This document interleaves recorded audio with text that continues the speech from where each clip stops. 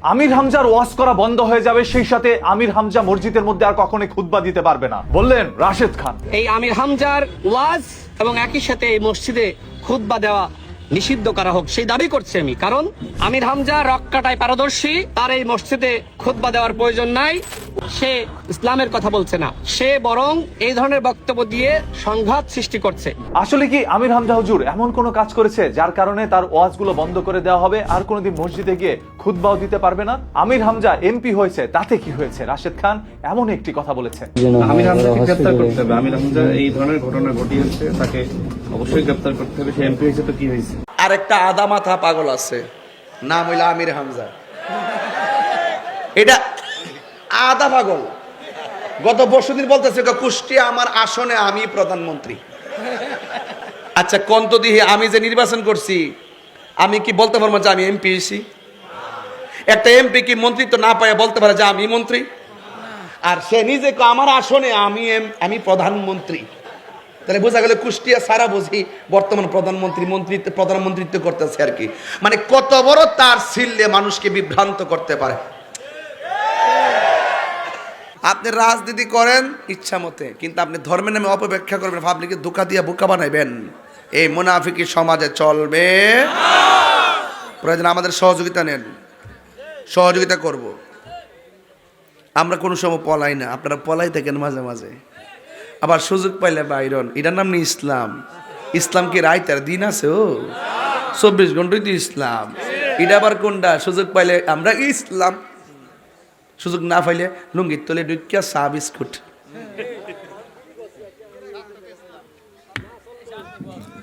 তোমার ক্ষমতা চলে আসমানে শুধু জমিনে নয়, তোমার ইশারায় মাগরিব হতে উল্টায় আসর হয়। তোমার মুজিজার কথা কি শেষ করিতে পারি? তোমার মুজিজার কথা কি শেষ করিতে পারি? খেজুর গাছের ডাল হয়ে যায় ধারালো তরবারি। আমরা নবীর ভিখারি, আমরা কার ভিখারি গো বলো? আমরা কার ভিখারি? একটা জবানও বন্ধ রাখবেন না, আমরা হলো নবীর প্রেমে দেওয়ানা। বন্ধু রে, ওই মৌলা আলী রাদিয়াল্লাহু তাআলা আনহু, মৌলা আলী রাদিয়াল্লাহু তাআলা আনহু ইন দি মিন টাইমে আমার নবী আপনার নবীর ডাক দিয়ে ইয়া রাসূলুল্লাহ, আসরের নামাজের সূর্যটা তো ডুবে গেছে, আমার নবীকে আসরের নামাজ তুমি পড়বানি। ইয়া রাসূলুল্লাহ সূর্য ডুবে গেছে, এখন আর কোন সময় পড়বো? কাজা আদায় করে নিব। আল্লাহর হাবিব সূর্যটারে ডাক দিয়ে সূর্য রে, তুমি তো এখন মাগরিবের টাইমে ডুবে গেছো, আমার আলী নামাজের জন্য মনটা খারাপ। ও সূর্য, আমার আলীর জন্যে আসরের নামাজের টাইমে যেমন ছিলা এমন ভাবে পুনরায় জায়গা মতো ফিরে আসো। এখন আপনি ডাক দিলে আইবনি, এই জন্য আমার নবী কাহারও মতো। সাহাবীরা ডাক দিয়ে নবী গো, ও মায়ার নবী, পানি তৃষ্ণা লাগছে। আমার নবী কই মস্কের মধ্যে পানি আসেনি? কয় না না, মস্কের মধ্যে কোনো পানি নাই। এবার আল্লাহর হাবিব কয় মস্কটা আমার কাছে নিয়ে আসো। আমার নবীর আঙ্গুল মুবারকগুলো মস্কের বরাবর ধরছে, বাথরুমে ট্যাপ টাপলে যেমন করে ঝর্ণা পড়ে। সাহাবায়ে কেরাম বলেন আমরা তাকায় দেখলাম নবীর 5টা আঙ্গুল মুবারক থেকে ঝর্ণার মতন পানি পড়তেছে। ওই নবী কি আমাদের মতো? সাহাবায়ে কেরাম বলেন এই মস্কের পানি দিয়া আমরা গোসল করলাম, পানি পানও করলাম, আল্লাহর কসম 1 ইঞ্চি পানিও কমে না। আর জোরে জোরে গন্না আল্লাহু আকবার।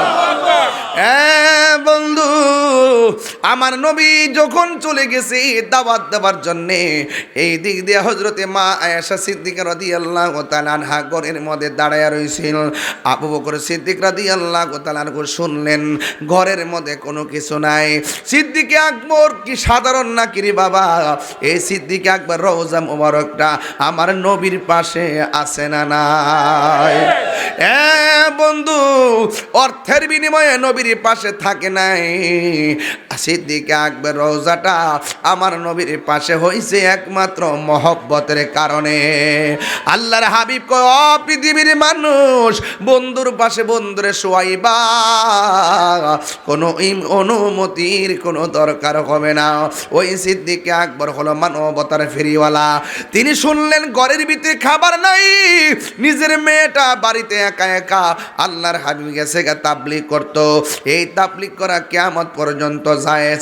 যেই তাবলীগ আমার নবীর সাহাবীরা করেছেন, আল্লাহর হাবিব করেছেন, সাহাবায়ে কেরাম তাবলীগ করেছেন কাফেরের কাছে, আর আমার দেশে তাবলীগ করে মুসলমানের কাছে।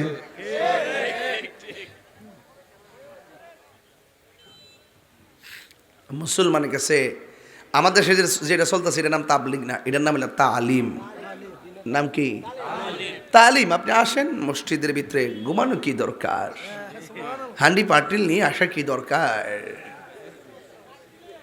আমাদের দেশের ইমাম সাহেব আছে না, রাখছি না আমরা, আজারা ফ্যাস লাগায়েন না। এটার নাম হলো তালিম। তাবলীগ বড় কঠিন জিনিস। আমরা যখন তাবলীগের তালিম বাড়িয়ে ফেলছি, তখন ওই বিধর্মীদেরকে আর দিনের খেদমতটা করতে পারলাম না। প্রকৃত তাবলীগ যদি জারি থাকতো, এই দেশের সমস্ত কান্ট্রিতে মুসলমানরা রাজ করতো। কথা কোন ঠিক কিনা? বরং আমরা ইহুদিদের কাছে তাবলীগ করব দূরের কথা, তালিম করব দূরের কথা, আমরা ইহুদিদের কাছে আমাদের ঈমান বিক্রি করে ফেলাইছি। কথা কোন ঠিক কিনা?